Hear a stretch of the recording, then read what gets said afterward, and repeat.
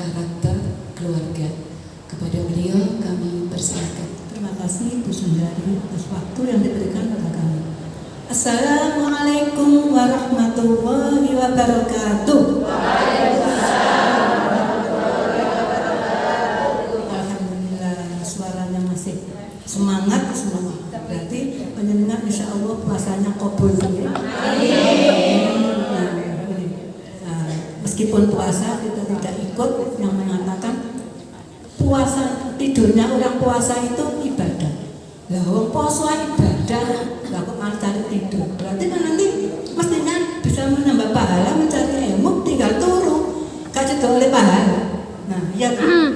Nah, monggo nanti insya Allah 1 jam ke depan kita akan share dulu ya, bukan saya mau menteri, saya sendiri juga masih belajar. Kita semua ini sebagaimana dikatakan oleh Ibunya Ina tadi, kita itu dalam proses long life education, belajar sepanjang hayat.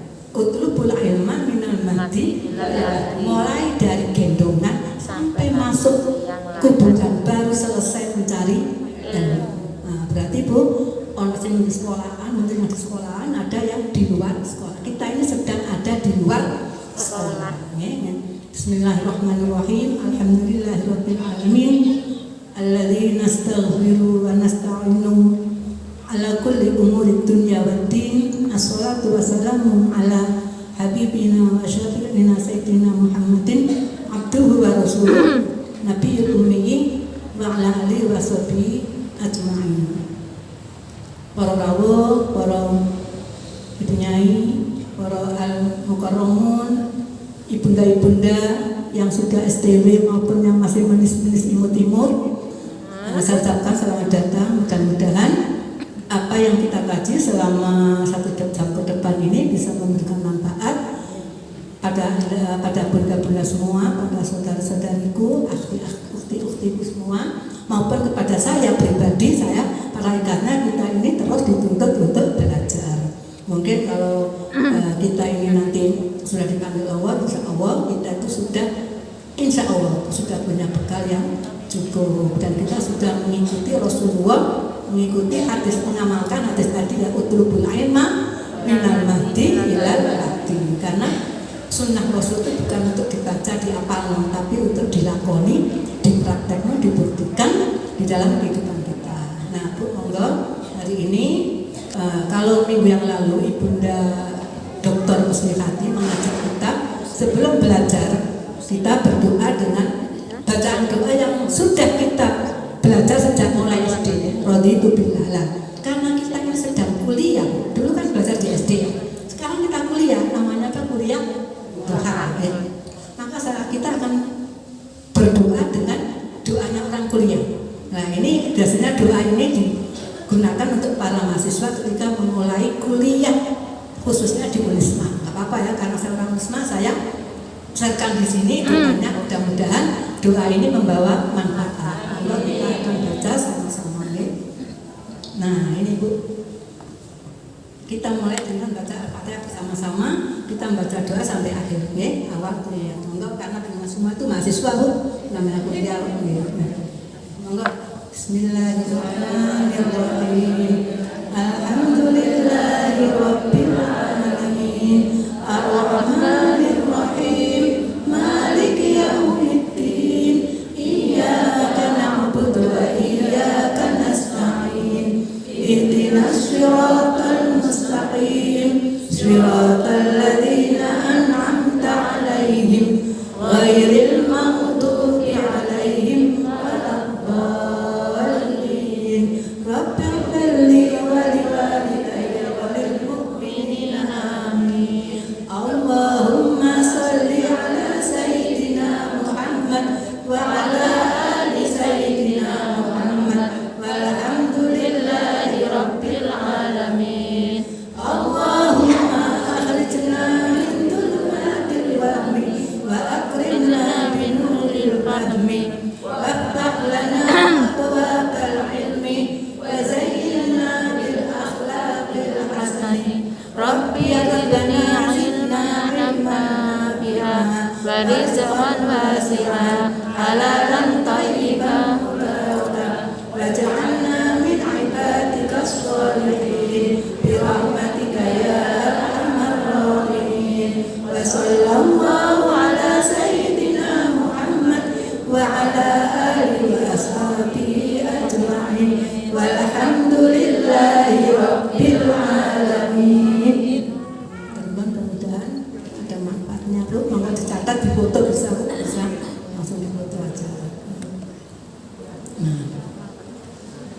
Apa yang patut kita renungkan hari ini? Ada 3 kata kunci: Rasulullah, keluarga, dan karakter. Ini kata kuncinya.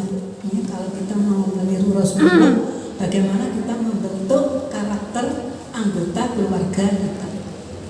Siapakah Rasulullah itu? Nah, di sini Rasulullah itu dimensinya banyak, Bu. Tapi karena bunda-bunda, tapi karena kita kaitannya hari ini membahas tentang pendidikan karakter di keluarga, maka kita mengambil dimensi bahwa Rasulullah sebagai uswah hasanah.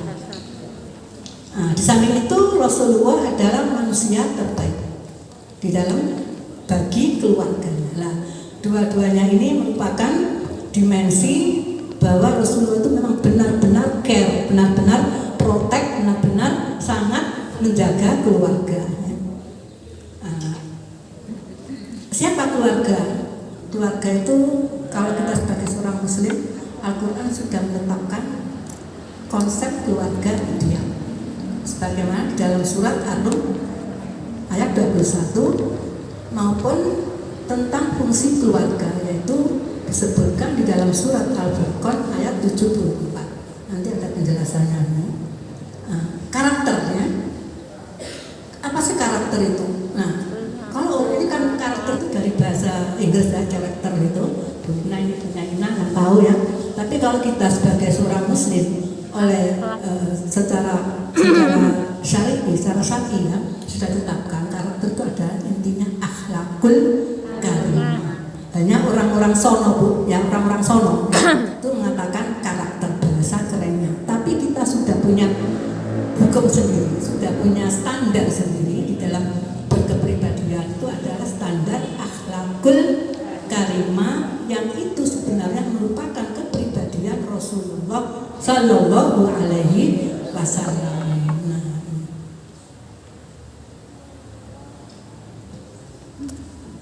Mengapa Nabi itu disebut sebagai uswah? Nah, ini ada beberapa yang bisa kita pelajari dari pribadi Rasulullah sebagai uswah hasanah. Nabi ini sebagai sosok yang telah berhasil membentuk karakter keluarga. Bukan hanya keluarga, hasil penelitian orang-orang bule sana. Ketika meneliti dari sekian banyak manusia dari generasi ke generasi sampai generasi masa kini, ternyata ditemukan sosok satu yang dianggap paling berhasil mendidik manusia sampai menjadi manusia yang beradab dan berbudaya. Siapa itu kira-kira menurut pandangan? Rasulullah SAW. Buktinya apa? Indikator. Bukti kalau Rasulullah itu sebagai seorang pendidik yang paling berhasil sepanjang kehidupan manusia, sepanjang sejarah manusia adalah sederhana. Beliau diutus untuk merubah peradaban jahiliyah. Semua saya kira sudah belajar tentang siapa itu masyarakat jahiliyah dengan masyarakat yang sudah rusak dari semua aspek kehidupan. Rusak sosialnya, rusak akidahnya, rusak ekonominya, rusak dari sisi keluarga. Itu oleh Rasulullah didandani. Berhasil, keberhasilan itu indikatornya ada para sahabat dengan pribadi yang mumtaz, kata orang Arab, kata bahasanya tetangganya punya Ina itu excellent. Excellent. Ya, itu tetangganya Bu Ina, karena saya kan bukan Inggris sana. Kalau punya Ina itu kan Inggris sana ya, jadi excellent. Tapi kalau kita mumtaz, ya, istimewa. Ya. Apa buktinya? Hanya tidak ada separuh generasi manusia. Umur kita rata-rata kalau menurut Rasulullah 63 tahun, 65. Tapi Nabi hanya separuh. Nabi menjadi Rasul itu kan hanya dalam waktu 23 tahun sudah berhasil total menjadikan manusia-manusia yang asalnya jahiliyah beradab total berubah menjadi pribadi yang bisa kita kenal lewat Sayyidina Umar, Sayyidina Abu Bakar, Ali, dan para salafus sholeh yang mereka itu sebagai sahabat-sahabat Rasulullah, sebagai hasil dari pendidikan Rasulullah. Tidak ada umur seumur generasi manusia. Kita ini mendidik anak kita sepanjang hayat kita ternyata masih belum bisa mencetak generasi seperti generasi salafus soleh kan gitu kan ibu bunda-bunda. Nah, maka ini kita selalu belajar koreksi muhasabah diri, apa yang sudah kita lakukan, kenapa kita belum bisa seperti Rasul. Nah, ternyata itu kuncinya di uswah hasanah. Kita tuh sering lupa, mungkin sudah merasa benar tapi ternyata nggak benar. Ini nomboten pede aku ini benar sebagai orang tua. Ternyata menurut perspektif anak-anak, apalagi di sekarang, itu kuno zaman biyen itu nggak ada. Zaman sekarang seperti dulu itu nggak bisa. Nah, maka kita harus bijaksana ya, menempatkan nilai-nilai agama terutama akhlak pada proporsi yang sebenarnya sehingga generasi turunan kita itu tidak lagi mengklaim ya bahwa apa yang sudah ditetapkan pada masa lalu itu pada masa sekarang kurang cocok. Tidak ada lagi semacam mainstream perspektif. Jadi anak-anak kita yang mengatakan zaman sekarang beda dengan zaman itu, tidak ada lagi. Karena nilai agama terutama akhlak itu tidak akan pernah berubah. Beda dengan etika moral. Etika moral itu buatan manusia. Akhlak sumbernya dari Allah Subhanahu wa taala sehingga tidak akan pernah berubah. Yang dulu elek sampai sekarang jelek. Yang dulu baik sekarang jelek. Kalau etika dulu jelek sekarang bisa bagus. Contohnya dulu generasi kita terutama Indonesia cipika-cipiki itu suatu yang aib. Tapi sekarang dengan lihat lanang wedok cipika-cipiki seharusnya dan itu dianggap biasa. Itu etika. Tapi kalau akhlak tetap selamanya ya lamasa pada persatuan laki-laki dan perempuan itu membawa efek hukum syar'i yang akan dikenakan oleh Allah pada pelakunya. Nah, mari kita kembali ke sini. Rasulullah membentuk karakter keluarga melalui akhlak, melalui spiritual agama ya, nilai-nilai agama, dan melalui etos sosial. Orang sekarang mengatakan kecerdasan intelektual, kecerdasan spiritual, kecerdasan emosional, kecerdasan sosial. Nabi sudah memulai sejak dulu tentang ini ya, nilai-nilai yang sudah diajarkan secara praktek oleh Rasulullah. Nabi juga yang telah meletakkan dasar pendidikan keluarga ya, yaitu melalui nilai-nilai agama ya, apakah itu nilai akidah, apakah nilai syariah maupun nilai akhlak. Karena ajaran kita itu kalau diklasifikasi, dipilah ada 3 ya, ada yang bidang akidah seperti rukun iman, ada syariah, rukun Islam, ada ibadah, ada muamalah, ada akhlak. Nah, akhlak ini yang paling rawan ya, karena meskipun mengerjakan rukun Islam, sholat, puasa, tapi ternyata kok masih banyak koruptor. Di mana letaknya? Haji, umroh tiap bulan katakanlah ya, berderma pada fakir miskin, tapi yo ngembat duit rakyat itu tego. Berarti apa? Ini kemanusiaannya tidak ada. Artinya apa? Ini sisi akhlak. Akhlak terhadap sesama manusia, rasa kasih terhadap sesama manusia sehingga dia enak aja melanggar hak-hak yang itu menjadi milik sesama manusia. Nah, Rasulullah juga pedoman nyata dalam melaksanakan hak dan kewajiban dalam keluarga. Di dalam kehidupan Rasulullah kita tidak pernah mendengar cekcok, KDRT, bullying, KDRT verbal, kata-kata maupun KDRT secara fisik, tidak pernah. Karena Nabi pelaksana hak dan kewajiban antar anggota keluarga sesuai dengan nilai-nilai yang ada di dalam Quran dan Sunnah. Nabi adalah sosok kepala keluarga yang sukses. Di mana suksesnya Bu? Ini karena sifat fatonah beliau, kecerdasannya. Gimana? Membangun komunikasi sampai bagaimana istri yang dipoligami itu tidak tengkar semua. Nah, ini kan karena apa? Karena piawainya Rasulullah di dalam membangun komunikasi antar para istri sehingga sesama istri saling menghormati. Kalau sekarang kan Bu, sing lanang kawin maneh sing mbok tuwae ngelabrak. Tarung. Nah, malah sing kendel kalau dulu, kalau sekarang malah mbok nang sing nyarak, bukan nyarak gitu. Nah, ini bedanya ya. Karena apa? Kecerdasan di dalam berkomunikasi. Poligami mungkin bisa akur kalau semuanya sebenarnya tergantung pada suami.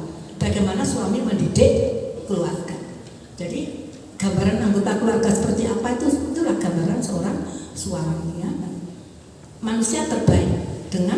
sifat utama sidik, ya, jujur. Nabi itu jujur. Kalau antar istri sudah tahu semua yang dikawin itu siapa, nggak seperti sekarang tuh di sini di kota sana ada, kota sini ada, tapi Nabi itu semua sesama istri pada tahu, ya. Amanah, ya, Nabi itu dapat dipercaya, ya, karena apa yang disampaikan itu selalu sesuai, tidak pernah goroi. Kalau misalkan ke istri sini gitu saya ini gitu sama itu semua nggak ada, jadi tahu semua. Tabligh selalu menyampaikan apa yang ada di dalam, apa yang ada dikerjakan Nabi semua disampaikan, istrinya bisa tahu semua, ya. Patona kecerdasannya, tadi kecerdasan di dalam berbagai macam hal, termasuk kecerdasan ilmu maupun di dalam kecerdasan kehidupan sosial sehari-harinya. Sebagai manusia terbaik, ya, sebagai manusia terbaik, ternyata Rasulullah itu sebagaimana dikatakan oleh Sayyidah Aisyah radhiyallahu anha, kepribadian Rasulullah itu Al-Quran. Jadi ketika Sayyidah Aisyah ditanya, bagaimana sih akhlak Rasulullah? Akhlak Rasulullah itu adalah Al-Quran. Artinya perilaku Rasulullah itu adalah perilaku yang didasarkan pada hukum-hukum yang sudah diletakkan oleh Al-Quran, sehingga tidak sekalipun Nabi itu menyalahi, apalagi Nabi itu sudah dijaga dari perbuatan dosa. Manusia yang terbaik terhadap keluarga. Ada hadis Nabi, ya, di mana Nabi itu menyatakan beberapa sahabatnya, khairukum li ahlihi wa ana khairukum li ahli. Sebaik-baik kamu para laki-laki adalah yang paling baik kepada keluarga. Jadi laki-laki yang paling baik itu ukurannya apa, Bu? Ternyata menurut Rasulullah orang paling baik kepada keluarga, artinya orang yang mengutamakan kepentingan keluarga. Kemudian Nabi sendiri mengakui adalah yang paling baik pada keluarga. Nah, ini sudah jelas karena Nabi itu sebagai sosok pribadi yang selain sangat care, selain sangat memelihara, menjaga anak dan istrinya, Nabi itu terkenal sangat lemah lembut, sangat kasih, sangat toleran, menghargai terhadap kepentingan keluarga. Sehingga kebaikan ini mungkin Anda ibu-ibu, karena di sini waktunya nggak mungkin, ya, karena terbatasnya waktu, tapi kita bisa belajar dari hadis-hadis Rasulullah yang menggambarkan bagaimana Rasulullah berperilaku terhadap anak istrinya, bahkan kepada umatnya yang itu semua tidak terbatas. Jangankan pada umat, sampai kepada binatang pun Nabi itu selalu berbuat baik. Dalam satu cerita disebutkan ketika mau mengadakan perjalanan keluar kota itu ditanya, sapa sing duwe ingon-ingon kewan, manuk waktu itu, ya. Kenapa Rasulullah? Kalau mau pergi tolong dimiberno, apa dimiberno? Supaya dia bisa mencari makan sendiri. Kalau ditinggal pergi, siapa yang ngurusi kehidupannya? Lain apa? Kebutuhan pangan itu adalah kebutuhan primer. Bukan kita aja yang butuh makan, binatang pun juga butuh makan. Nah, ini berarti Rasulullah sangat manusiawi ini tidak hanya untuk urusan manusia, tapi urusannya sesama makhluk. Sehingga Rasulullah itu manusia excellent, mumtaz, itu memang pantas, ya. Akhlak Nabi yang tinggi dengan sidik, amanah, tabligh, dan fatona. Nah, ini konsep keluarga ideal, ya. Di dalam surat Ar-Rum ini semua saya kira sudah paham semua, ya. A'udzubillahi minasyaitonir rajim. Wa min ayatihi an khalaqalakum min anfusikum azwajan litaskunu ilaiha wa ja'ala bainakum mawaddatan wa rahmah inna fi dzalika laayatin liqaumin yatafakkarun. Di antara tanda-tanda kekuasaan Allah, ya, itu ada pada seorang Rasul, ya, pada Rasulullah itu satu teladan yang baik. Maaf ini, ya, salah artinya ini. Artinya ini bukan ini, artinya, ya, dari tanda-tanda ciptaan Allah ini tadi yang untuk uswatun hasanah, ya, sesungguhnya ada Rasulullah itu suasana. Ini artinya min ayatihi an khalaqalakum min anfusikum. Sesungguhnya ada tanda-tanda dari ciptaan Allah bagi manusia itu diciptakanlah di antara kamu semua itu para pasangan, azwajan, ya, para pasangan. Untuk apa? Litaskunu, supaya kita itu merasa tenang dengan pasangan kita. Ustaz Quraisy. Kenapa menggunakan kata sakinah? Ya. Ternyata sikin itu dari bahasa Arab pisau. Fungsi pisau itu apa, Bro? Untuk memotong kan. Nah, ternyata dari bahasa sikin tadi, kenapa bisa mendapatkan ketenangan? Ternyata ketika dipakai untuk memotong hewan yang sudah terpotong mati, hewan itu kan tidak berkutik. Tenanglah, ketenangan itu diibaratkan ketenangannya para pasangan yang ada di dalam suatu perkawinan. Jadi ketenangan itu seperti ketenangannya binatang setelah dipotong dengan pisau itu yang sudah tidak berkutik, tenang, merasa nyaman gitu. Nah, itu dari penjelasan Ustaz Quraisy siapnya. Waja'alna bainakum mawaddatan wa rahmah, supaya kamu di sana bisa mendapatkan cinta kasih, cinta birahi, ya, cinta seksual maksudnya, warahmah, kasih sayang. Jadi beda ya, mawaddah warahmah.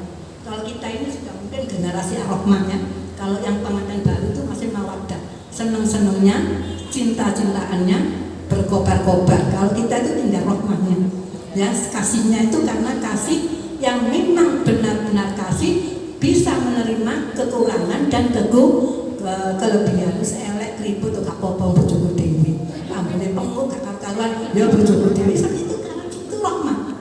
Tapi kalau mawaddah, aduh sosok kan ambune gak enak nyedek lho.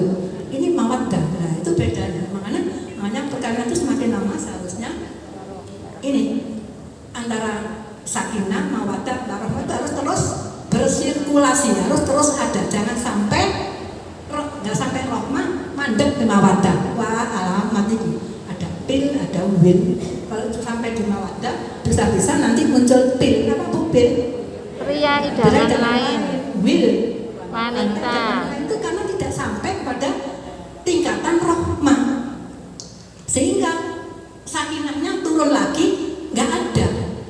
Yang ada hanya cinta birahi. Dilihat, oh bojoku kok ben langsung saiki gembrot. Nah, tapi karena ini tetap gembrot apa maaf ya. Tapi ya ilang tuh makin sayang. Aduh, saya bojoku tambah lemu, malah kapan kan udah masak. Terus kene ae tunggu mbek aku ngancani aku, mutolaah hadis bareng aku. Kok amit-amit sambil saya aja. Gitu. Wah, tambah nyamilan, tambah makin gembrot. Ngoten tapi karena rahmah, ya kelihatannya tuh pandangannya iringnya langsung kok. Makanya perlu tuh membayangkan, jangan ngiling-ngiling pasangan kita elek itu. Kalau ada elek, iling-ilingan sing apik-apik tok, sehingga menambah cinta. Kalau dielek-elek, pasti akan ada eleknya. Elek itu bilang wis iling sing apik-apik obian sing masa senang-senang ini kemana itu iling-iling. Supaya apa? Rahmah itu akan muncul. Nah, itu. Ya, ibu sudah STW, ini mungkin sudah menyampai rahmah karena sudah punya putu. Loh, tapi ada bu yang sudah punya putu tuh cerai juga ada. Ada itu. Nah, ini kan, ini makanya hati-hati ya, kita harus selalu berdoa ya, kepada Allah supaya kita tuh diberi kesabaran di dalam menghadapi pasangan. Ya, sabar bu. Ya. Intinya itu sabar. Kalau nggak sabar, kita tuh mungkin jengkel terus. Oh, gak cocok minum sembarang dikelempar keselnya. Nah, makanya santai aja, biar aja keliburan gak apa-apa ya, biar masih enam jaga image. Saya sekarang kan nggak jaga image, masih gak bedaan waktu ya, nggak apa-apa. Apalagi pandemi bu, saya kadang ke pasar tuh udah serantok nggak malu. Kok pandemi sampai cuek aja, nggak ada orang seperti dulu memperhatikan secara perfect penampilan supaya benar-benar. Tapi sekarang jadi pandemi itu banyak hikmahnya. Kita jadi banyak berdamai dengan keadaan, ya, terutama dengan keluarga kita. Nah, ini fungsi keluarga, membentuk manusia beriman bertakwa. Intinya itu keluarga itu harus bisa membentuk anak-anaknya, kalau anggota keluarga, istri dan anak, untuk bisa bertakwa. Di mana ini letak anjuran ini? Ini doa kita sehari-hari, gitu ya. Rabbana lana min azwajina wa dzurriyyatina qurrata a'yun. Nah, ini adalah doa yang diajarkan oleh Al-Quran supaya kita tidak bosan dengan keluarga kita. Keluarga kita itu supaya selalu qurratu a'yun. Apapun kondisinya bagi kita itu qurratu a'yun, menyenangkan. Yaitu tadi yang bisa membawa ke rahmah itu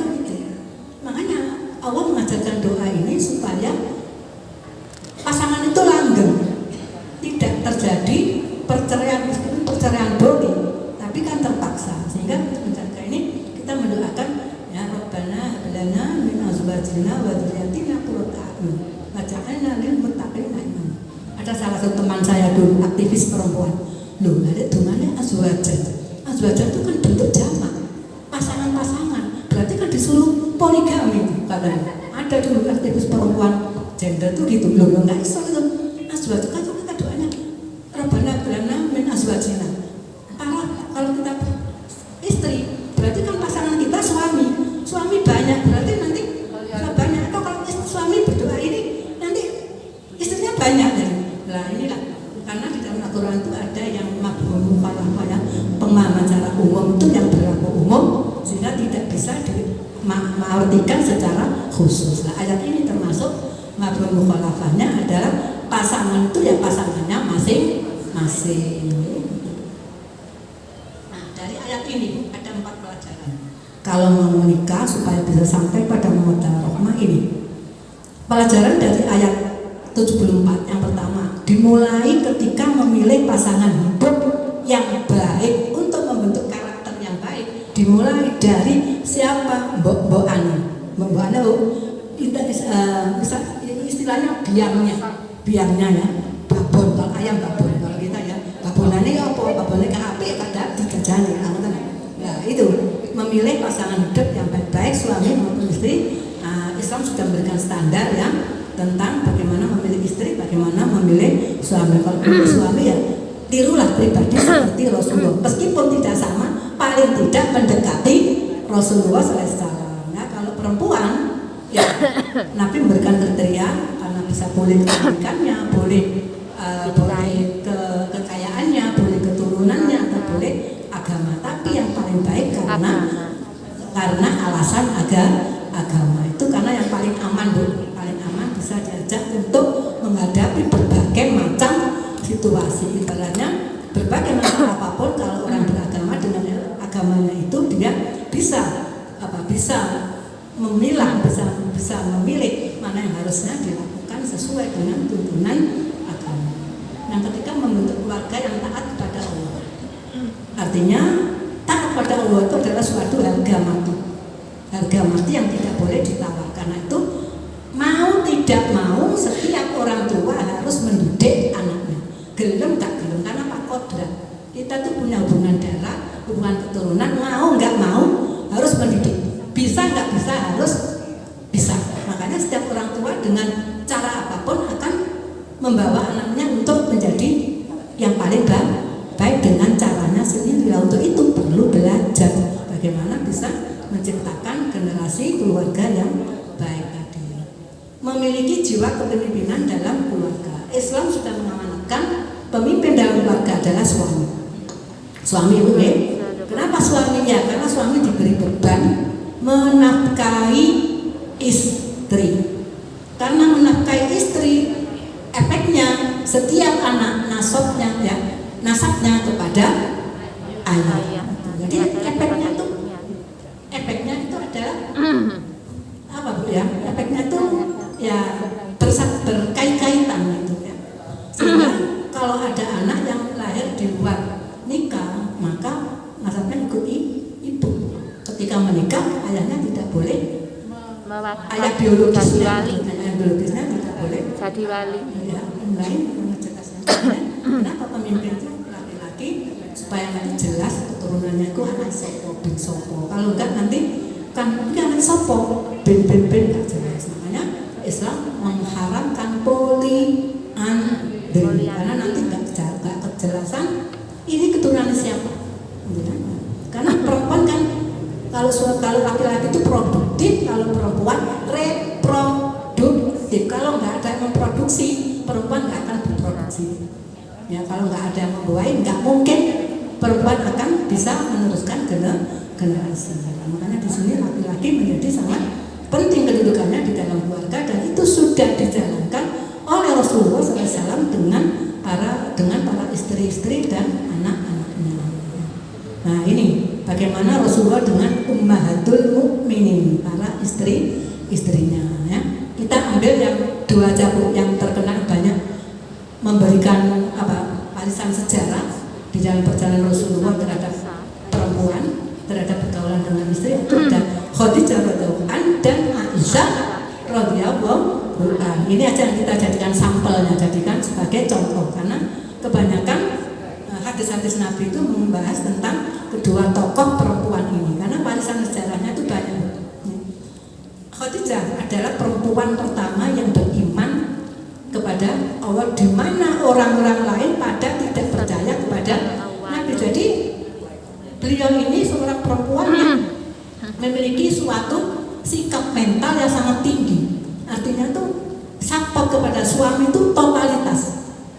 Nah, dengan kita apa sudah total berapa suami. Nah, ini ayo kita muhasabah diri. Apa kita tuh sudah total mendukung suami, duit atau nggak duit. Nah, ganti duit mulai-mulai aku lek duit pas akeh belum aduh sayang yayangku apa kepin apa pas kan akeh wis mbok ngono bareng-bareng dhewe lho. Orang-orang itu ketika saya sedang pelatihan di luar kota, dan itu sudah sepakatan loh. Pokoknya waktu baru menikah saya kalau izin apa, izinnya berongan aja. Jadi selama melakukan hal yang baik loh. Karena kan nggak tahu, kita nggak izin lupa kita jadi dosa kan. Makanya izinnya berongan. Maksudnya itu kalau kita mau melakukan langkah apapun, selama itu baik dan memberikan manfaat, tolong diizinkan. Dan itu diizinkan ya sudah. Karena saya daripada nanti kita melanggar nggak merasa, jadi ada istilahnya izinnya itu awal pokoknya perjanjiannya seperti itu. Kalau manfaat dan baik, tolong diizinkan. Nah kalau memang mengizinkan ya sudah, berarti kita sudah diizinkan. Dan lagi Bu, Nabi sendiri kan begini ya. Nabi kita tahu dalam sejarah itu Nabi itu pernah nembel, bahkan pernah melakukan pekerjaan. Dan karena memang Nabi kan nggak punya pembantu. Meskipun Nabi itu bisa memperkerjakan orang, tapi Nabi tidak mau. Ya Nabi tidak mau. Itu sebagai contoh bahwa sebagai seorang pemimpin Nabi itu sangat rendah hati. Sangat rendah hati. Itu namanya pendidikan. Ini loh, sebagai manusia, tempatlah kita untuk supaya kita itu sebagai manusia terhormat, jangan mudah memperdayakan orang lain. Ada memperdayakan, ada memperdayakan. Kadang-kadang itu kalau sudah punya jabatan, saya enak diri ngomong, karena merasa dia ada di atas angin, ada di atas apa ya, ada powernya itu sedang naik. Makanya kadang-kadang mengatakan orang itu ya, Nabi tidak, meskipun dia bisa menyuruh siapapun untuk membantu, Nabi tidak pernah meminta itu pada siapapun, semua dilakukan sendiri bersama istrinya. Nah itu yang mengalami seperti itu Khadijah. Khadijah itu kurang apa Bu? Kaya, bisnis woman, sukses. Justru hartanya itu habis dia disumbangkan kepada Rasulullah untuk dijadikan sarana dakwahnya, sehingga rela hidup miskin. Padahal dia bukan orang miskin. Nah ini kan perubahan dari biasa hidup kaya, kemudian hidup bersama Nabi dengan sederhana, itu bisa diterima. Nah ini subhanallah, istri yang sangat luar biasa. Apa yang dilakukan Nabi itu sebenarnya pendidikan untuk kita semua. Jadi cara Nabi mendidik manusia itu nggak kowar-kowar, enggak Bu, langsung dilakukan, dipraktekkan. Ini caranya. Contohlah aku, uswatun hasanah, contoh keteladanan langsung dipraktekkan sendiri oleh Rasul. Nah, menurut kita ini kan seringkali ngomong tapi gak ngelakoni. Makanya kenapa seringkali mungkin kita itu gagal di dalam mengarahkan anak, yaitu tadi mungkin kita lupa yang seharusnya itu kita menjadi contoh, tapi kita dalam hal tertentu mungkin kita tidak menyadari kekeliruan itu. Nah ini kehebatan Rasulullah dan Khadijah yang mampu mendorong, memberikan semangat dalam kehidupan Rasulullah, mendampingi Rasulullah dalam kondisi yang sangat tidak nyaman awal-awal kerasulan Muhammad Sallallahu Alaihi Wasallam sampai beliau hijrah ke Madinah. Itu kan karena di Mekah sendiri tidak ada penerimaan, tidak ada welcome dari orang-orang Quraisy tadi. Makanya sampai hijrah ke Madinah, di mana Nabi ternyata mendapatkan sambutan yang sangat luar biasa. Jadilah Nabi seorang pemimpin dunia yang berangkat dari ketika periode di Madinah tadi.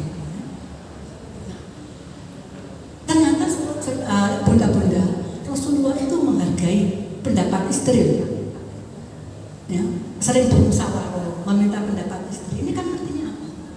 Nabi itu sebagai sosok pejuang hak-hak perempuan, ya, bermusyawarah dengan istri. Meskipun sebagai seorang rasul yang mendapatkan wahyu, Nabi tidak butuh saran siapapun, apalagi saran istri. Tapi karena tadi loh, menghormati istri, menghormati kedudukan istrinya, sampai meminta pendapatnya, meskipun mungkin nanti nggak dipakai, tapi kan dia sudah melakukan menyenangkan istri. Nah ini yang sering tidak disadari oleh para suami yang sudah pinter-pinter, ya, kadang-kadang meremehkan istri. Bosnya paling mungkin so ngatasi itu seringkali Anda estimate duluan, apa?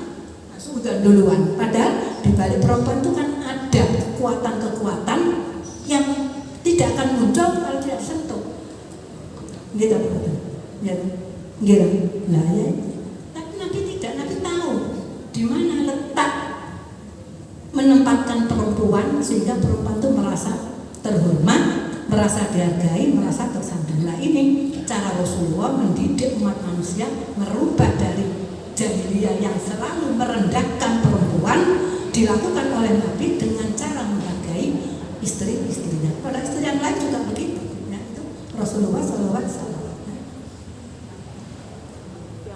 Dukungan finansial total pada Rasulullah dan juga secara mental ketika Nabi dikejar-kejar orang Quraisy, Khadijah yang memberikan dukungan moral, motivasi tinggi supaya Nabi tetap bersabar. Itu Khadijah. Jadi kita ini, sudahkah kita menjadi pendamping suami yang bisa memberikan ketenangan kepada suami? Ya? Nah, insya Allah ibu bunda solihah semua itu pasti berusaha ke sana, sudah melakukan dan mungkin sudah berusaha ke sana juga. Ya? Rasulullah tidak pernah mengambil istri yang lain selama dengan Khadijah. Ada apa ini? Berarti Khadijah itu perempuan istimewa. Kalau kita tidak ingin diwayu, bro, jadilah perempuan seperti Khadijah supaya istri suami tidak melihat pada yang lain. Jadi ini contoh. Tapi Nabi itu beristri selain beristri lagi kan setelah Khadijah wafat.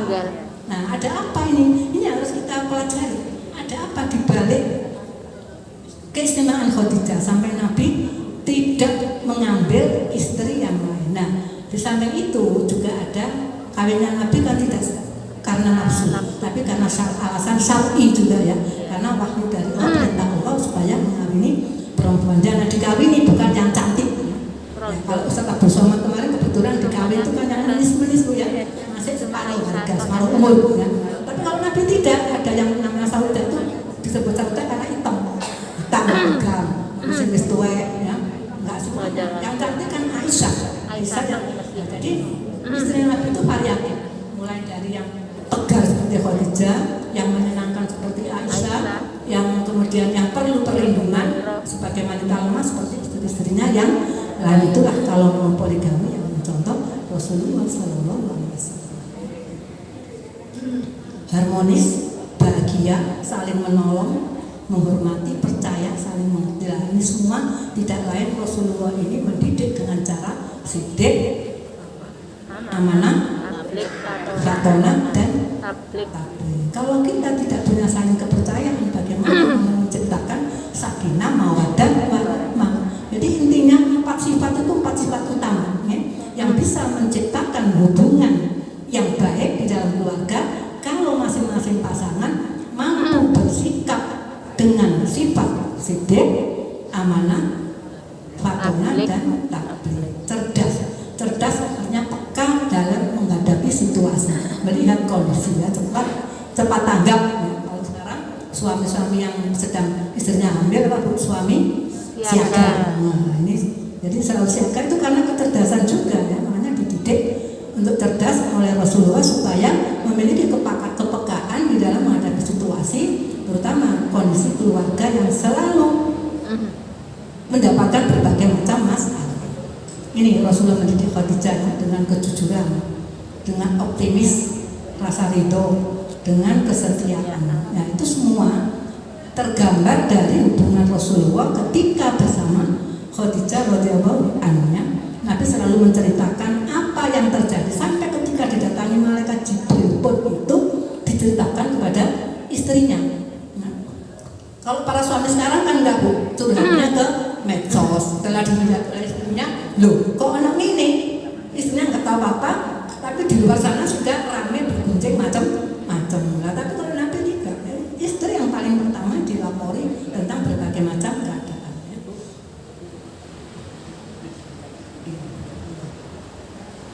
Nah, ini ada break sebentar ya.